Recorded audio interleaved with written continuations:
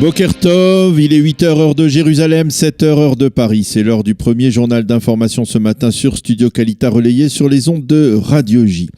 Au sein de la défense nationale, on redoute désormais un regain de tension dans la bande de Gaza et dans le pourtour de la bande de Gaza, un regain qui pourrait être provoqué par un attentat d'envergure prochain planifié par le djihad islamique. En effet, selon des informations recueillies par les services de renseignement israéliens, le djihad s'oppose, on le sait, aux tractations en vue d'une trêve entre Israël et le Hamas et il pourrait tenter un coup d'éclat pour torpiller cette trêve.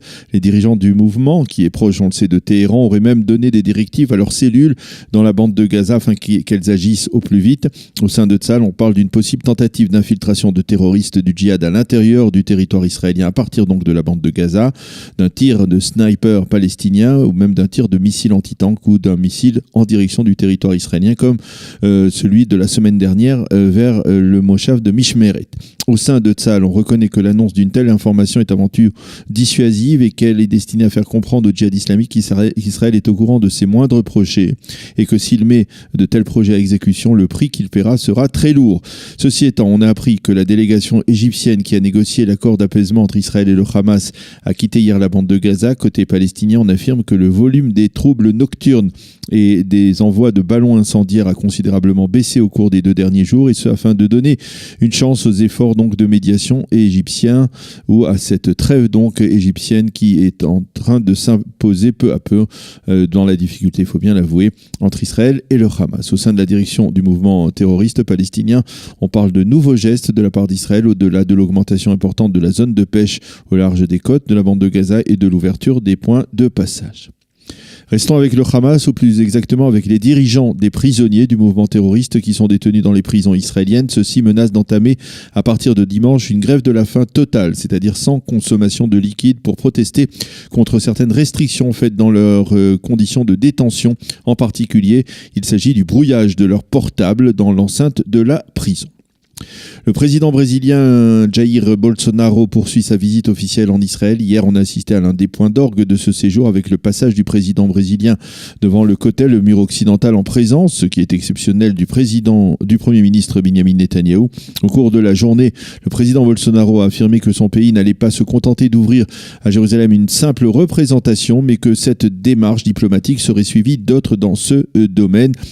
Bolsonaro estime que l'inauguration d'une ambassade du Brésil à Jérusalem doit se faire dans le calme, a-t-il déclaré. Bolsonaro a également visité hier la base du Yamam, le GIGN de la police israélienne, et il a pu découvrir comment l'État d'Israël luttait contre le terrorisme.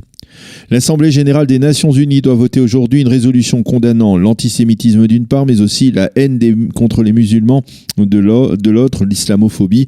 Cette résolution a été initiée, il faut le souligner, par la Turquie à la suite du massacre de plusieurs dizaines de fidèles musulmans dans une mosquée de Christchurch il y a 2 semaines. Il faut souligner qu'à l'origine, la proposition de résolution turque ne mentionnait que la condamnation de l'islamophobie. C'est l'ambassadeur d'Israël à l'ONU, Dadi Danon, qui a eu vent de la préparation de cette résolution et qui a très vite entamé des pressions diplomatiques afin qu'une telle résolution puisse inclure également la condamnation de l'antisémitisme. Et de facto, plusieurs pays qui se sont mobilisés ont fait passer aux Turcs un message très clair en leur soulignant que s'ils refusaient d'introduire l'antisémitisme également à condamner, donc leur résolution n'aurait aucune chance de passer. Finalement, donc les diplomates turcs ont cédé. Restons dans le domaine de la diplomatie avec l'inauguration hier à Kigali, la capitale du Rwanda, d'une ambassade israélienne. Il s'agit de la 11e ambassade de l'État hébreu sur le continent africain. C'est Yuval Rotem, le directeur général du ministère israélien des Affaires étrangères, qui a coupé le ruban.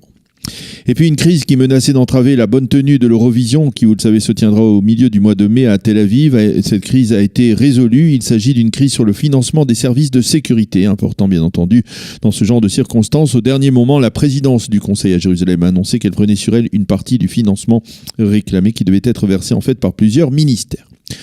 La météo pour terminer ce journal. Le temps s'améliore après 2 journées de pluie intense qui ont apporté une solide contribution, une de plus, à l'augmentation du niveau du lac de Tibériade. D'ailleurs, la météorologie nationale a affirmé que le mois de mars a été l'un des plus pluvieux, en tout cas le plus pluvieux depuis 2006. Les températures prévues aujourd'hui, 15 degrés à Jérusalem, 18 à Tel Aviv et 24 degrés à Eilat. C'est la fin de ce premier journal d'information sur Studio Kalita. Nous allons marquer une pause avant de poursuivre notre heure d'actualité.